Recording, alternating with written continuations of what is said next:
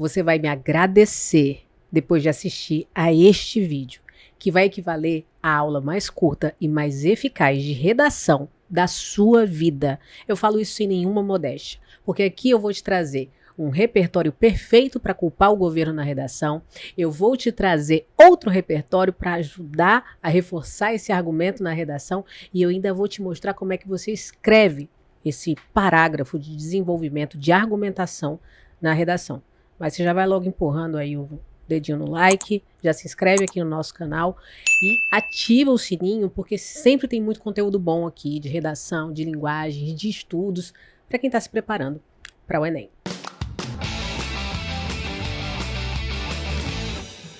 Eu sou a professora Letícia Lima e eu estou aqui para fazer deste o seu último ano de Enem. E vamos embora. O repertório mais que perfeito para culpar o governo na redação. Quem já fez uma redação, principalmente nesse modelo Enem, sabe que aquele argumento que parece aquele vestidinho preto que serve para tudo, para casamento, batizado, velório, formatura, né, para tudo, é a negligência governamental. É a atuação governamental, é a lacuna legislativa, é o subfinanciamento, é a falta de investimentos. Então, vamos aprender a fazer?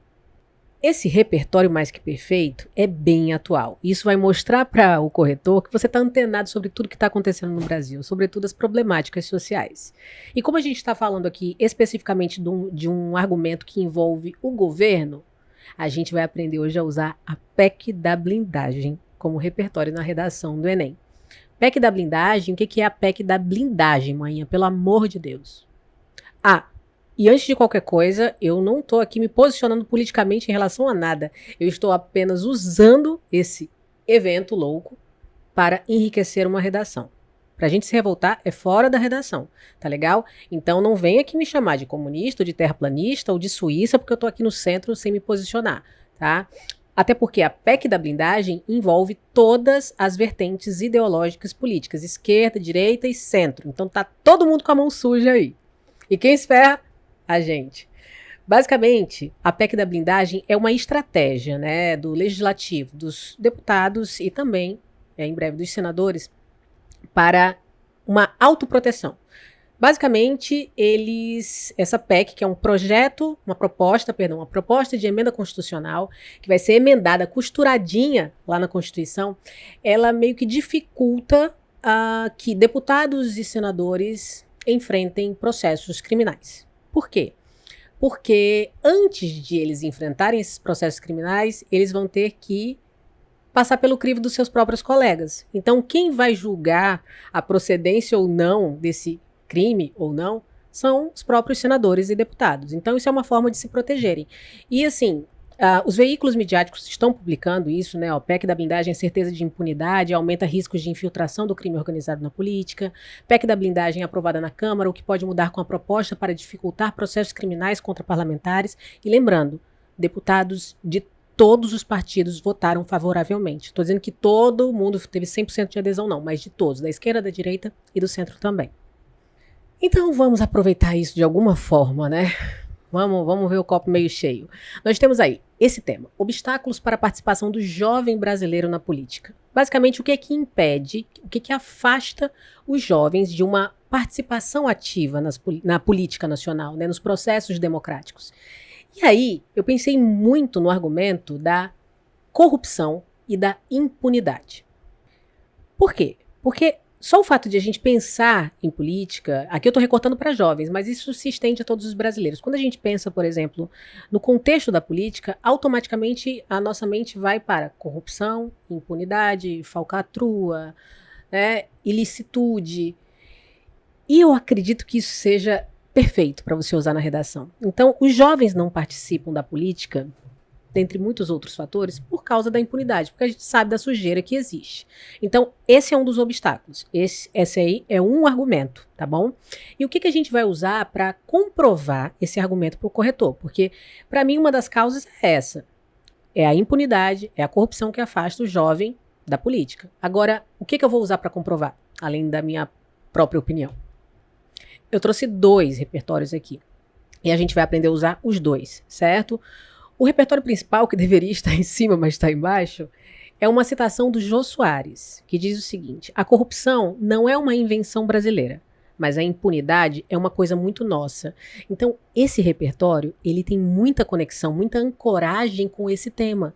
Então, não é um tema, por exemplo, um repertório que não tem nada a ver com o núcleo temático. Não, a gente está falando aqui de participação política dos jovens, e aí eu uso o argumento da corrupção, da impunidade, e aí eu uso essa fala do Jô Soares, que tem até corrupção e tem impunidade na própria citação, tá bom? E aí eu vou usar a PEC da blindagem como um exemplo real. Porque uma coisa é o Jô Soares falar isso, certo? Isso aqui é senso comum, todo mundo acredita nisso. Mas outra coisa é eu trazer para a realidade. Eu falar, ó, isso acontece na realidade. Ok, me dá um exemplo? Tá aqui, a PEC da blindagem, certo? Então vamos dar uma olhada passo a passo nesse parágrafo perfeito de desenvolvimento. Eu espero que você já tenha deixado seu like, tá? Deus está vendo. Então vamos começar com a primeira frase desse parágrafo de desenvolvimento. A gente vai começar com esse operador argumentativo nessa perspectiva, porque isso conecta com o parágrafo da introdução. Então, nessa perspectiva, a participação efetiva da juventude nos processos políticos é limitada, entre outros fatores, pela corrupção estrutural, que fragiliza a confiança nas instituições. Então, o que a gente faz no tópico frasal, que é aquela primeira frase do parágrafo?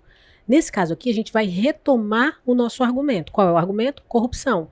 E eu ainda dei um perfuminho a mais nele, eu coloquei corrupção estrutural. Então, retomo o argumento. Em seguida, eu vou trazer o repertório do Jô Soares. Onde é que está? E esse repertório é o fundamentador, é aquele que estrutura, sabe? Que dá arcabouço, que dá sustentação para o seu argumento.